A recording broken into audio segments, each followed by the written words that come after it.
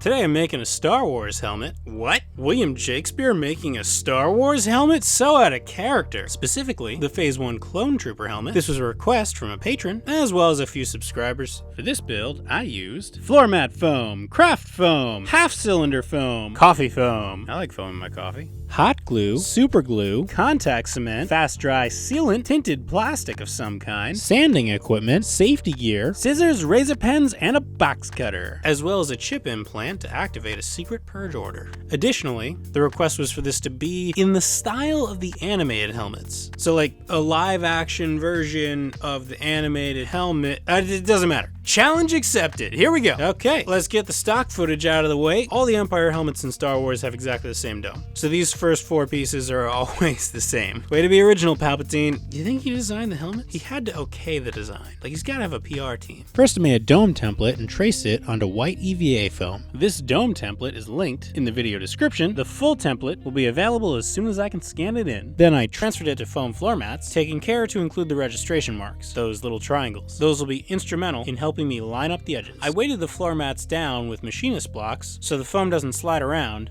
while I'm working. I cut those out with the work knife, which I continually sharpened in order to keep the cut clean and uniform. I'm also being careful to make sure that my blade is angled perfectly straight up and down. This will prevent any ridges or depressions from forming in the foam after I join the 2 sides. I'm using white EVA foam for this build solely so that I can skip the painting process. EVA foam is notoriously difficult to paint, so if you can get a hold of the foam that's the same color as your final product is meant to be, then you can save yourself days, even weeks of painting. It's the only way I can get a video out on time. This means it won't be shiny, but the patron wants something that looks like it came out of the Clone Wars TV show, and everything in that show has kind of a matte texture to it. I sanded the edges smooth on my belt sander, but a rotary tool will also work. I heat formed the pieces, which you have to do carefully because the heat gun gets hot enough to burn the foam, which is very difficult to disguise when you're working with white EVA foam. When it was sufficiently heated up, I pressed it over half of a giant novelty Easter egg that I'm using as a planishing iron, or anvil, to help shape the foam into a curved piece, and stuck them in circular braces, aka tape rolls, so that they would retain their shape while they cooled. I stuck the parts together using contact cement. Read the label carefully before using. Contact cement's toxic, and it's an enormous pain if you're new at it, although it is a superior product to, say, hot glue, which I do still use on low-stress seams or props that don't have to stand up to heat. I happen to be building this heading into summer, which is traditionally convention season, so contact cement. As I glue, I'm attempting to make sure all the registration marks line up. You can get away with them being a little bit off, but try to get them as close as possible. Once the dome parts are assembled and the glue has had a day to dry, I reheated it with my heat gun to get out all those lumps. This will cause the EVA foam to try and reconform to its natural flat state, which it obviously can't entirely do because it's stuck at the glued together attachment points, but it will yield a much more rounded dome in the end. I'm gonna do a little bit of manual deforming here, and then there it is. I'm gonna put it on this rounded dome, plastic dome. It's part of an Easter egg while it finishes, and in a few minutes it'll be good to go. When it was together and the glue had had a chance to air out, I smeared some fast dry on it in order to erase the seams. And it's gone! Erased from existence. It helps to have a little bit of water on hand because it'll be harder to get a totally smooth seam as the filler starts to dry out. Also, this is a mild skin irritant and I do this all the time, so you gotta imagine. I'm just like rubbing a toxic chemical into my body. You could wait until the very end to do all the seams at once, but I find that ends up adding a couple hours, even a couple days to the build time, because some seams will need more layers than others. So I like to start as soon as the seam is finished, or right before I have to take a 30-minute break to eat or sleep, because that's about the dry time of fast dry sealant. Some seams, however, are going to get covered up by more foam. Next, I contact cemented the brim to the dome. If you want to make a generic, basic bad guy helmet in Star Wars, then you can cut the ends of the brim to have a slight slight curve and just stop here. But those are going to be covered up by the Clone Trooper helmet's surface details, so I left them flat for now. I also made sure to glue them at the temples and a little tiny portion at the very back in the center, because I know that I'm going to have to cut a recess around the back of the helmet later at about this level, and too much glue is going to make that needlessly complicated. You'll see. Normally I would have corrected that with sanding and filling, and it wouldn't have been so dramatic because the brims usually flare out on Star Wars helmets, but since this one goes straight down, it's not going to line up. Now for the visor plate. I followed the same basic outline as before, as a rough map to figure out the eye placement of this helmet, but left some room for the changes. I carefully cut it out from the foam sheet, and then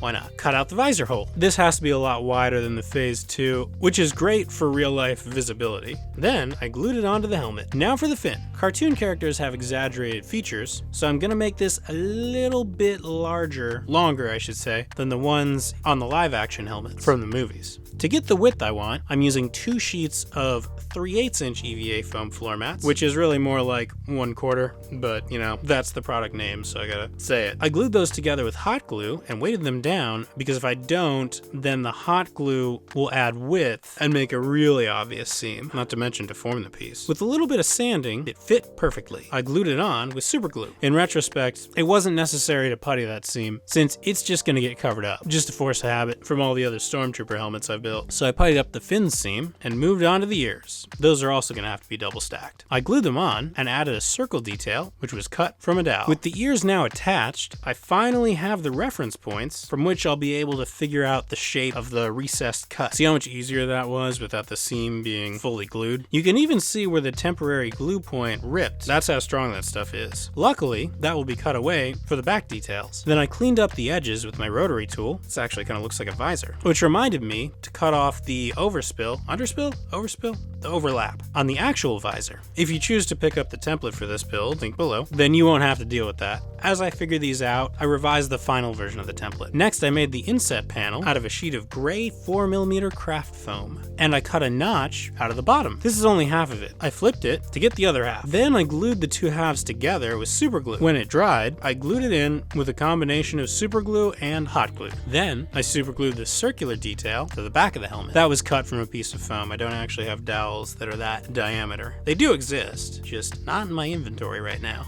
I cover that slot with another piece of scrap craft foam. And now for the brim. I'm using my Stormtrooper template as a jumping off point because they're similar. The Stormtrooper had to be tube shaped, which required 2 skinny strips, whereas the Clone Trooper has a more angled, wider top, but basically the same dimensions for the bottom outer brim. So the top is going to be a large flat piece with a narrow underpiece. Not quite the same template. I made sure to cut a bite out of the larger top one for the ear column to go through. The top brim was heat formed, the bottom one wasn't. I attached the top ones, making sure that the notch lined up. I actually did, that's amazing. I glued them together in the back and the front. I sanded a bevel into the bottom brim before attaching those pieces so that they would sit at the right angle and line up correctly. Now that the brim is together, I can finish the faceplate. I know it looks kind of funny right now, but that's mainly structural. I ended up cutting off the whiskers. Whiskers? Sure. Because it's not always depicted as having them, but that's a personal choice. I placed a small piece of black foam in the middle so that there would be a surface on which to glue the face detail panels in place. Otherwise they'd just be floating and would deform.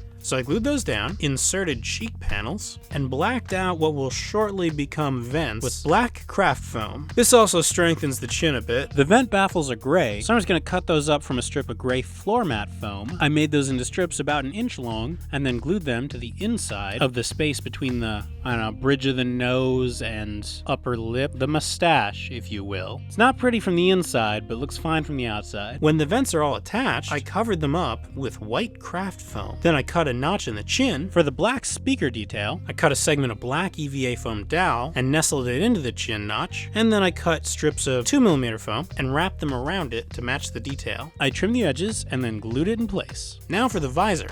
You can see where I used this before for my Mando helmet. This is an office envelope. I placed it inside, a task much easier said than done, and I snuck it underneath the center vent, which I had left partially unglued, specifically to hold the visor in place. And there you have it. That's how to make a a real-life animated clone trooper helmet. Totally not an oxymoron. The live-action ones are essentially the same, just reduce the size of some of the features and maybe add some weathering. But there you go. Thanks for watching, everyone. Hope you enjoyed this video. I've been meaning to do this helmet for a while, and it's all thanks to my patrons who make these videos possible. If you're interested in joining them and supporting the channel, you can check out the links in the description down below. Anything pledged goes towards improving video quality, shop equipment, and allows me to put together bigger and more exciting projects for you to enjoy. Be sure to hit that bell icon to be notified of future builds, and in the meantime, you can check out some of my past builds right here. And let me know what your favorite Star Wars helmet is in comments down below. Alright, happy crafting. See you later.